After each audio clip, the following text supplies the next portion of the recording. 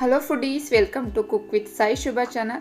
ನಾನಿವತ್ತು ಸೋರೆಕಾಯಲ್ಲಿ ಪರೋಟ ಮಾಡೋದು ಹೇಳ್ಕೊಡ್ತಿದ್ದೀನಿ. ತುಂಬ ಟೇಸ್ಟಿಯಾಗಿರುತ್ತೆ, ಆರೋಗ್ಯಕ್ಕೂ ತುಂಬಾ ಒಳ್ಳೆಯದು, ತುಂಬ ಮೃದುವಾಗಿ ಲಂಚ್ ಬಾಕ್ಸ್ ಎಲ್ಲದಕ್ಕೂ ಕೂಡ ತುಂಬಾ ಚೆನ್ನಾಗಿ ಸೆಟ್ ಆಗುತ್ತೆ. ಹಾಗೆಯೇ ನಾವು ಯಾವಾಗಲೂ ಸಾಂಬಾರು ಪಲ್ಯ ಮಾತ್ರ ಮಾಡ್ತಿರ್ತೀವಿ. ಇವತ್ತು ಪರೋಟನ ಹೇಗೆ ಮಾಡ್ಬೋದು ತುಂಬ ಟೇಸ್ಟಿಯಾಗಿ ಅನ್ನೋದನ್ನು ತೋರಿಸ್ತಾ ಇದ್ದೀನಿ. ಬನ್ನಿ ಈಗ ಹೇಗೆ ಮಾಡೋದು ಅಂತ ನೋಡೋಣ. ಇಲ್ಲೊಂದು ಚಿಕ್ಕ ಗೆಡ್ಡೆ ಆಗೋಷ್ಟು ಬೆಳ್ಳುಳ್ಳಿ ತಗೊಂಡಿದ್ದೀನಿ. ಹಾಗೆ ಒಂದು 4 ಹಸಿಮೆಣಸಿನಕಾಯಿ ತಗೊಂಡು ಇದನ್ನು ಕುಟ್ಕೋಬೇಕಾಗುತ್ತೆ. ಬೇಕು ಅಂದರೆ ಮಿಕ್ಸಿ ಗ್ರೈಂಡಲ್ಲಿ ಹಾಕ್ಕೊಂಡು ಕೂಡ ತರ್ತರಿಯಾಗಿ ರುಬ್ಕೋಬೋದು.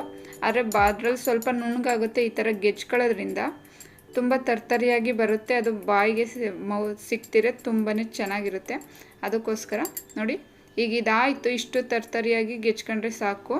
ನೋಡಿ, ಇಷ್ಟು ತರ್ತರಿಯಾಗಿ ಬರಬೇಕು. ಈಗ ನಾನು ಇಲ್ಲೊಂದು ಮಾಗಿಕಾಯಿ ತಗೊಂಡಿದ್ದೀನಿ. ನಮ್ಮ ಕಡೆ ಸೋರೆಕಾಯಿನ ಮಾಗಿಕಾಯಿ ಅಂತಲೂ ಅಂತಾರೆ. ಇದನ್ನು ಸಿಪ್ಪೆ ಎಡ್ಕೋಬೇಕಾಗುತ್ತೆ. ಇದನ್ನು ಸಿಪ್ಪೆನ ಕ್ಲೀನಾಗಿ ಎರೆದುಬಿಟ್ಟು ಆ ಸೈಡ್ ಇರುತ್ತಲ್ಲ ಅದನ್ನೆಲ್ಲ ಕಟ್ ಮಾಡ್ಕೊಳ್ಳೋಣ. ಹಾಗೆಯೇ ಇದನ್ನು ತೊಳ್ಕೊಂಡು ತುರ್ಕೋಬೇಕಾಗುತ್ತೆ. ಇದನ್ನು ಮಿನಿಮಮ್ ಒಂದು ಅರ್ಧ kg ಇದೆ ಅಂತ ಅನ್ಬೋದು. ಇದನ್ನು ಚಿಕ್ಕದಾಗಿ ತುರ್ಕೋಬೇಕಾಗುತ್ತೆ, ದೊಡ್ಡದ್ರಲ್ಲೆಲ್ಲ ಚಿಕ್ಕದ್ರಲ್ಲಿ ತುರ್ಕೋಬೇಕು. ಇದನ್ನು ಚೆನ್ನಾಗಿ ತುರ್ಕೊಳ್ಳೋಣ. ಬೇಸಿಗೆ ಕಾಲ ಆಗಿರೋದ್ರಿಂದ ಈ ಥರ ನೀರಿನ ಅಂಶ ಇರೋವೆಲ್ಲನೂ ಮಾಡ್ಕೊಂಡು ತಿಂತಿದ್ರೆ ಆರೋಗ್ಯಕ್ಕೂ ತುಂಬಾ ಒಳ್ಳೆಯದು. ಅದರಲ್ಲೂ ಮಕ್ಳುಗಳಿಗೆ ಸೋರೆಕಾಯಿಯನ್ನು ಮಾಡಿಕೊಟ್ರೆ ತಿನ್ನಲ್ಲ ಇಷ್ಟಪಟ್ಟು. ಈ ಥರ ಪರೋಟ ಈ ಥರ ಎಲ್ಲ ಮಾಡಿರೋದು ಮಾಗಿಕಾಯಿ ಅಂತಲೇ ಗೊತ್ತಾಗಲ್ಲ, ಅಷ್ಟು ಚೆನ್ನಾಗಿ ಬರುತ್ತೆ ಟೇಸ್ಟ್ ಎಲ್ಲ. ಈಗ ಇದಾಗಿದೆ ತುರ್ಕೊಂಡು ಇದನ್ನು ಬೌಲಿಗೆ ಹಾಕೊಳ್ಳೋಣ. ನಾವು ಚಪಾತಿ ಹಿಟ್ಟು ಯಾವುದ್ರಲ್ಲಿ ಕಲಿಸ್ತೀವಿ ಅದಕ್ಕೆ ಹಾಕ್ಕೋಬೇಕಾಗುತ್ತೆ.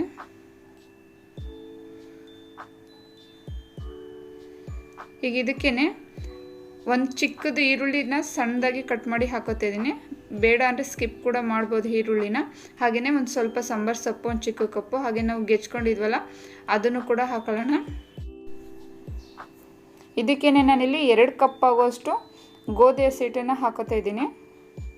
ನೀವು ಗೋಧಿ ಹಸಿಟ್ಟು ಬದಲು ರಾಗಿ ಹಸಿಟ್ಟು ಅಥವಾ ಜೋಳದ ಹಸಿಟ್ಟು ಬರುತ್ತಲ್ಲ ಅದನ್ನು ಕೂಡ ಹಾಕೋಬೋದು. ಅಥವಾ ಗೋಧಿ ಹಸಿಟ್ಟು ಅರ್ಧ, ರಾಗಿ ಹಸಿಟ್ಟು ಅರ್ಧ, ಈ ಥರನೂ ಮಾಡ್ಬೋದು. ಇನ್ನೂ ಆರೋಗ್ಯಕ್ಕೂ ತುಂಬಾ ಒಳ್ಳೆಯದು. ಈಗ ಅದಕ್ಕೆ ರುಚಿಗೆ ಎಷ್ಟು ಬೇಕಷ್ಟು ಉಪ್ಪನ್ನು ಹಾಕೋತಾ ಇದ್ದೀನಿ. ಹಾಗೆ ಅಜ್ವಾಯನ್ನು ಕೂಡ ಕೈಯಲ್ಲಿ ಉಜ್ಜಿಬಿಟ್ಟು ಹಾಕೊಳ್ಳಿ, ಅದು ಫ್ಲೇವರ್ ಚೆನ್ನಾಗಿ ಬರುತ್ತೆ. ಹಾಗೆಯೇ ಹುರಿದು ಪುಡಿ ಮಾಡಿರೋ ಅಷ್ಟು ಜೀರಿಗೆ ಪುಡಿನೂ ಕೂಡ ಹಾಕೋತಾ ಇದ್ದೀನಿ. ನಾನು ಇಲ್ಲೊಂದು ಚಿಕ್ಕ ಟೇಬಲ್ ಸ್ಪೂನು. ಹಾಗೆಯೇ ಚಾಟ್ ಮಸಾಲ ಕೂಡ ಒಂದು ಚಿಕ್ಕ ಸ್ಪೂನ್ ಅಷ್ಟು ಹಾಕೋತಾ ಇದ್ದೀನಿ. ಹಾಗೆ 1 ಸ್ಪೂನು ಖಾರದ ಪುಡಿ ನೋಡಿ ಹಾಕೊಳ್ಳಿ, ಖಾರ ಎಷ್ಟು ಬೇಕು ಅನ್ನೋದನ್ನು ನೋಡಿ ಹಾಕೊಳ್ಳಿ. ಹಾಗೆಯೇ ಸ್ವಲ್ಪ ಗರಂ ಮಸಾಲ ಕೂಡ ಹಾಕೋತಿದ್ದೀನಿ. ಹಾಗೆ ಅರಿಶಿನ ಹಾಕೋತಾ ಇದ್ದೀನಿ ಸ್ವಲ್ಪ. ಇದಿಷ್ಟನ್ನು ಹಾಕ್ಕೊಂಡು ಮಿಕ್ಸ್ ಮಾಡ್ಕೊಳ್ಳೋಣ. ನಾವು ಮಾಮೂಲಿ ಚಪಾತಿ ಹಿಟ್ಟೆಲ್ಲನೂ ಹೇಗೆ ಕಲಿಸ್ಕೊತೀವೋ ಅದೇ ಥರನೇ ಕಲಿಸ್ಕೋಬೇಕಾಗುತ್ತೆ.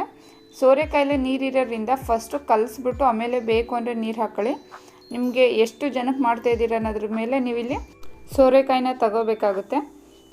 ಇದನ್ನು ಚೆನ್ನಾಗಿ ಎಲ್ಲನೂ ಮಿಕ್ಸ್ ಮಾಡ್ಕೊಳ್ಳೋಣ ಒಂದ್ಸಲ. ಇದಕ್ಕೆ ಇನ್ನು ಸ್ವಲ್ಪ ತೆಳ್ಳಗಾಗಿದೆ. ನಾನು ಇದಕ್ಕೆ ಇನ್ನೊಂದು ಕಪ್ ಆಗುವಷ್ಟು ಹಸಿಟ್ಟನ್ನು ಹಾಕೋತಾ ಇದ್ದೀನಿ ನಾನಿಲ್ಲಿ, ಗೋಧಿ ಹಸಿಟ್ಟನ್ನು.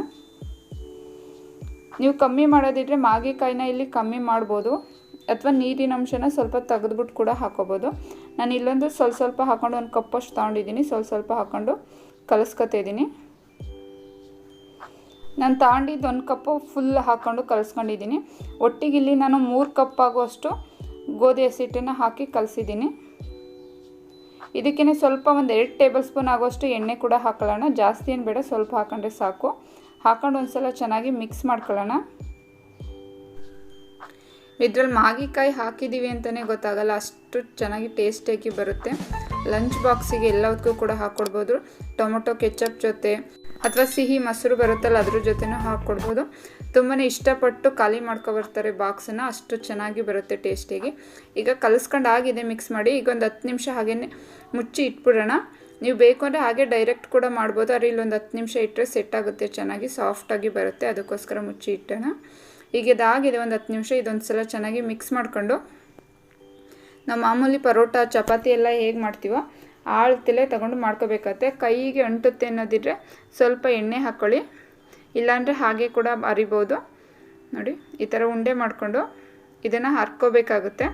ನಾನಿಲ್ಲಿ ಗೋಧಿ ಹಸಿಟ್ಟಲ್ಲೇ ಸ್ವಲ್ಪ ಮಿಕ್ಸ್ ಮಾಡಿಕೊಂಡು ಹರ್ಕೋತಾ ಇದ್ದೀನಿ, ಅಂಟಬಾರ್ದು ಅನ್ನೋದಕ್ಕೋಸ್ಕರ. ಸ್ವಲ್ಪನೇ ಹಸಿಟ್ಟನ್ನು ಹಾಕ್ಕೊಂಡು ಹರ್ಕೊಳ್ಳೋಣ. ಮಾಮೂಲಿ ನಾವು ಚಪಾತಿ ಎಲ್ಲ ಏನು ಅರಿತೀವೋ ಅದೇ ಥರನೇ ಹರ್ಕೋಬೇಕಾಗುತ್ತೆ. ಸಾಫ್ಟಾಗಿ ಅರಿಬೋದು, ಇದರಲ್ಲಿ ಏನು ಅಂಟಲ್ಲ, ಏನಾಗಲ್ಲ, ತುಂಬ ಸಾಫ್ಟಾಗಿ ಕೂಡ ಬರುತ್ತೆ. ಮಾಮೂಲಿ ಚಪಾತಿ ಎಲ್ಲ ಹೇಗೆ ಹರ್ಕೋತೀವಿ ಅದೇ ಥರನೇ. ಈ ಥರ ಸ್ವಲ್ಪನೇ ಮೇಲೆ ಹಸಿಟ್ಟನ್ನು ಹಾಕ್ಕೊಂಡು ಹರ್ಕೋಬೇಕಾಗುತ್ತೆ. ಗೋಧಿ ಹಸಿಟ್ಟು ಬದಲು ನೀವು ಗೋಧಿ ಹಸಿಟ್ಟು ಅರ್ಧ ಜೋಳದ ಹಸಿಟ್ಟು ಅಥವಾ ರಾಗಿ ಹಸಿಟ್ಟಲ್ಲೂ ಕೂಡ ಮಾಡ್ಬೋದು. ಆರೋಗ್ಯಕ್ಕೆ ಇನ್ನೂ ತುಂಬಾ ಒಳ್ಳೆಯದು. ರುಚಿನೂ ಮಾತ್ರ ಅಷ್ಟೇ ಚೆನ್ನಾಗಿ ಬರುತ್ತೆ. ನೀವು ಒನ್ ಟೈಮ್ ಮಾಡಿ ನೋಡಿ, ಹೇಗಿತ್ತು ಅಂತ ಕಮೆಂಟ್ ಬಾಕ್ಸಲ್ಲಿ ಕಮೆಂಟ್ ಮಾಡಿ ಫ್ರೆಂಡ್ಸ್. ಈಗೆಲ್ಲ ಈ ಥರ ಸುತ್ತ ಒಂದೇ ಸಮವಾಗಿ ಹರ್ಕೋಬೇಕಾಗುತ್ತೆ ಎಲ್ಲ ಕಡೆನೂ. ಈಗ ಇದಾಗಿದೆ, ಇಷ್ಟು ಹರ್ಕೊಂಡ್ರೆ ಸಾಕು. ತುಂಬ ಮಂದಕ್ಕೇನು ಅರಿಯೋದೇನು ಬೇಡ, ಸ್ವಲ್ಪ ತೆಳ್ಳಗೆ ಇರಬೇಕಾಗುತ್ತೆ. ಈಗ ನಾನು ಫಸ್ಟೇ ಅರಳೆನೂ ಕೂಡ ಕಾಯೋದಕ್ಕೆ ಇಟ್ಕೊಂಡಿದ್ದೆ, ಅದಕ್ಕೇ ಹಾಕೊಳ್ಳೋಣ. ಈ ಥರ ಮೇಲಿರೋ ಹಸಿಟ್ಟೆಲ್ಲನೂ ಇದು ಮಾಡಿಬಿಟ್ಟು ಹಾಕೋಬೇಕಾಗುತ್ತೆ. ನಾನು ಫಸ್ಟೇ ಕಾಯೋದಕ್ಕೆ ಇಟ್ಟಿದ್ದೆ, ಅದಕ್ಕೇ ಹಾಕೋತಾ ಇದ್ದೀನಿ. ಮೀಡಿಯಮ್ ಫ್ಲೇಮಲ್ಲಿ ಇಟ್ಕೊಂಡು ಬೇಯಿಸ್ಕೋಬೇಕಾಗುತ್ತೆ. ಇದು ಒಂದು ಸೈಡು ಸ್ವಲ್ಪ ಬೆಂದಿದೆ ಅಂದಾದಮೇಲೆ ಈ ಕಡೆ ಸೈಡು ಎಣ್ಣೆ ಹಾಕೊಳ್ಳೋಣ. ಅಥವಾ ಎಣ್ಣೆ, ತುಪ್ಪ, ಬೆಣ್ಣೆ ಯಾವುದ್ರಲ್ಲಾರು ಮಾಡ್ಬೋದು. ತುಪ್ಪದಲ್ಲಿ ಮಾಡಿದರೆ ತುಂಬಾ ಟೇಸ್ಟ್ ಇನ್ನೂ ಚೆನ್ನಾಗಿ ಬರುತ್ತೆ. ಈಗ ಮಚ್ಚ ಹಾಕ್ಕೊಂಡು ಇನ್ನೊಂದು ಸೈಡು ಕೂಡ ಎಣ್ಣೆ ಹಾಕೊಳ್ಳೋಣ. ನೀವು ಬೇಡ ಎಣ್ಣೆ ಅಂದರೆ ಹಾಗೇನೂ ಕೂಡ ಬೇಯಿಸ್ಕೋಬೋದು. ಎಣ್ಣೆ ಕೂಡ ಇಲ್ದಂಗೆ ಹಾಗೆ ಕೂಡ ಮಾಡ್ಬೋದು. ಎರಡು ಸೈಡು ನಾನಿಲ್ಲಿ ಎಣ್ಣೆ ಹಾಕ್ಕೊಂಡಿದ್ದೀನಿ. ಹಾಕ್ಕೊಂಡು ಇದನ್ನು ಕೂಡ ತುಂಬ ಏನು ಬೇಯಿಸೋದೇನು ಬೇಡ, ಮೀಡಿಯಮ್ ನಾವು ಚಪಾತಿ ಎಲ್ಲ ಏನು ಬೇಯಿಸ್ತೀವೋ ಅದೇ ಒಂದು ಇದರಲ್ಲಿ ಬೇಯಿಸ್ಕೊಂಡ್ರೆ ಸಾಕು.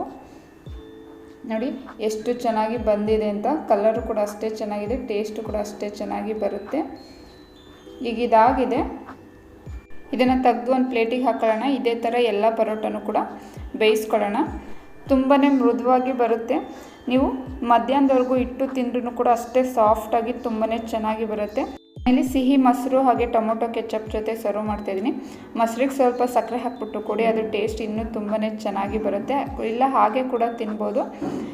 ಕಾಲ ಆಗಿರೋದ್ರಿಂದ ಈ ಥರ ನೀರಿನಂಶ ಇರೋ ತರಕಾರಿಗಳ ತಿಂದರೆ ಆರೋಗ್ಯಕ್ಕೂ ತುಂಬಾ ಒಳ್ಳೆಯದು. ಯಾವಾಗಲೂ ಪಲ್ಯ ಸಾಂಬಾರು ಬದಲು ಈ ಥರ ಪರೋಟನ ಮಾಡಿ ಒಂದು ಸಲ ಹೇಗೆ ಬಂತು ಅಂತ ಕಮೆಂಟ್ ಬಾಕ್ಸಲ್ಲಿ ಕಮೆಂಟ್ ಮಾಡಿ ಫ್ರೆಂಡ್ಸ್. ಹಾಗೆ ವಿಡಿಯೋ ಇಷ್ಟ ಆದರೆ ಲೈಕ್ ಮಾಡಿ, ಫ್ಯಾಮಿಲಿ ಆ್ಯಂಡ್ ಫ್ರೆಂಡ್ಸ್ಗೆ ಶೇರ್ ಮಾಡಿ. ಹಾಗೆ ಸಬ್ಸ್ಕ್ರೈಬ್ ಮಾಡ್ಕೊಳ್ಳೋದನ್ನು ಮರಿಬೇಡಿ ಫ್ರೆಂಡ್ಸ್. ಹಾಗೆ ಬೆಲ್ ಐಕನ್ ಕೂಡ ಕ್ಲಿಕ್ ಮಾಡಿ, ನಾನು ಹಾಕೋ ವೀಡಿಯೋದು ನೋಟಿಫಿಕೇಷನ್ ಫಸ್ಟೇ ಬರುತ್ತೆ. ಆದಷ್ಟು ಸಬ್ಸ್ಕ್ರೈಬ್ ಮಾಡ್ಕೊಂಡು ನೋಡಿ, ಹಾಗೆ ಲೈಕ್ ಮಾಡಿ ಫ್ರೆಂಡ್ಸ್.